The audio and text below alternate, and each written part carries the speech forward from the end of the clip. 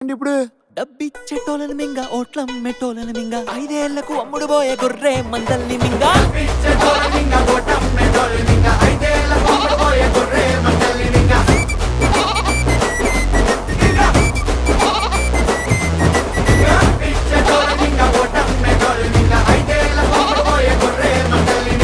నాన్న మింగడం అంటే ఏంటి నాన్న? ఇప్పుడు డబ్బులు తీసుకుని ఓట్లు అమ్ముకున్న వాళ్ళందరినీ నమ్మిలి మింగేయాలన్నమాట. నమ్మిలి ఓకే నాన్న.